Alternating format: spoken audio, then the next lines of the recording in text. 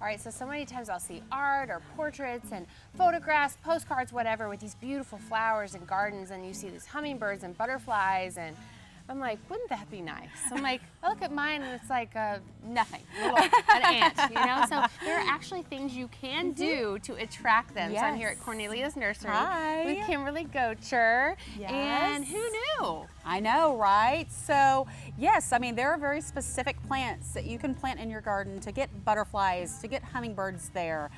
Some of the tricks with hummingbirds, they like the very tubular flowers, like the red, because that's how they can get their little beak down in there. And butterflies, there's actually Buddleia is known as the butterfly bush. Really? Yes, it is heat and drought tolerant. Hooray, since we for are Houston. in Houston. I Okay. mean, but it those butterflies love it. There's something about it, it just draws them to Draws it. them in and they'll Yes. stay. Yeah, so I mean, you can really kind of create that habitat in your yard, which is so cool. Easy. Yeah. Okay, so with the bush, let's see, and then other small nectar. What is this? Butterflies seek out small nectar. So Okay. it's the small tubular flowers. You know, hibiscus is another good one because again, and they like red flowers, which is so interesting. I think part of it for hummingbirds is I think their eyes can see that the easiest. Okay. Who knows? I may be just Yeah. kind of throwing something out Kimberly, here, but you know, Kimberly be making stuff clearly up. I'm the hummingbird expert. But really, like the red, like this trumpet vine right here, it's actually another great because it's that bright flower with the This is tubular. this right here? The Okay. trumpet vine, yes. So the hibiscus, they're really great for it. Buddleia for butterflies. And what we're going to do now, this is actually a container garden that we created for your hummingbirds, for your butterflies. So what we'll plant is a little bit, we have a little Buddleia here. I love saying it with my twang. Yeah. Buddleia, Yeah. I mean. Tea from Texas, y'all. Exactly. And then zinnias are great because again, it's just a nice pop of color. But you can see we've got again, the tubular flowers down in here. Okay. But let's get the Buddleia, and I'm sure everybody's laughing at me of how I say this. Again, break these little roots up and just tuck it down in, and ta-da, you have this wonderful container garden with your thriller, your filler, and your spiller.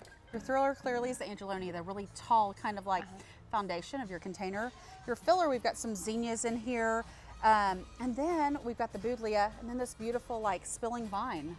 So beautiful. So it's pretty and serves a purpose. Exactly. Very cool. All right, and so another thing that we can do, you see bird feeders, but I'll be honest, I thought they were for show.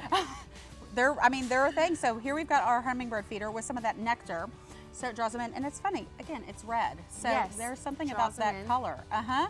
Exactly. So yeah, that's Very cool. And what about the shallow bird bath? So a bird bath is another great way to get birds in because again, it's providing some water for them, a cool spot on, a warmer summer day. And also as they're splashing, that water is getting into your plants. So it's, it's dual purpose. It's going to water too a little bit. But yeah, I mean, it gets those birds in. It gives them a place to kind of stop, get something to drink. And if they know there's a water source there, they're probably going to come back. Yeah. So I want to be the popular house. I want Clearly, I party know- house. I want to be Yeah. the butterfly party house. 100%. So pretty. You guys, y'all have been around for almost 90 years. Super helpful. I mean, this place is huge. Huge. Oh yeah. But so everything's much, so many options, some really cool stuff.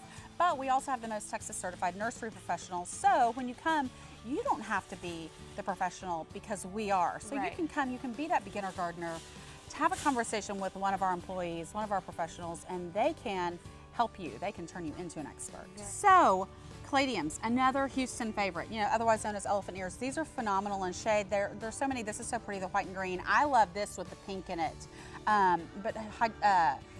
These are wonderful for shade. Also hydrangea, which, oh my gosh, I mean, I love a hydrangea. So they're beautiful. They're great for shade. They're going to do well in a shade garden. And they smell so good. Gosh, and they're just so pretty. And then you can go in your garden and clip them off and take them inside, make an arrangement, you know.